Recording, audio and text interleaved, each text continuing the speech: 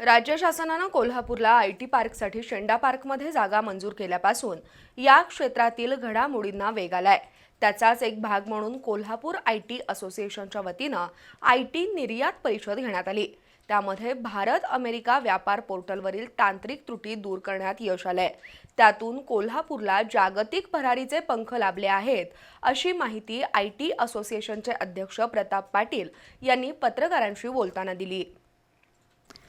Kolhapur IT park आणि नवी दिल्लीतील सर्व्हिसेस एक्सपोर्ट प्रमोशन काउन्सिलच्या वतीनं आज कोल्हापुरात आयटी निर्यात परिषद पार पडली। या परिषदेला काउन्सिलचे महासंचालक डॉक्टर अभय सिन्हा प्रमुख पाहुणे म्हणून उपस्थित होते। या परिषदेत आयटी उद्योगाला जागतिक स्तरावर नेण्यासाठी प्रामुख्याने चर्चा झाली। असोसिएशनचे सचिव राहुल मेंच यांनी बैठकीचा उद्देश सांगितला। परिषदेत विविध विषयावर चर्चा झाल्यानंतर भारत अमेरिका व्यापार पोर्टलवरील तांत्रिक त्रुटी दूर करण्यात आल्याचं घोषित करण्यात आलं। अमेरिकेतील भारतीय वाणिज्य दूतावास आणि वॉशिंग्टन इथल्या भारतीय दूतावासाच्या वतीनं हे पोर्टल चालवलं जातं।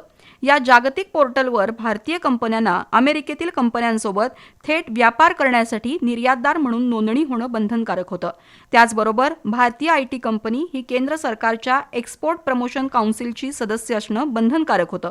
पण आता ही अडचण दूर झाली आहे, असं प्रताप पाटील यांनी सांगितलं।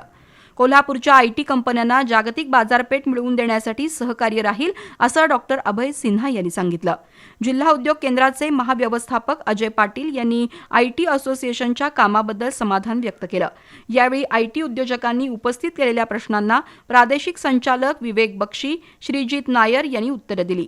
यावेळी धवल चौगुले, मंदार पेटकर, एम पाटील, प्रसन्न कुलकर्णी, विश्वजित देसाई यांच्यासह मान्यवर उपस्थित होते।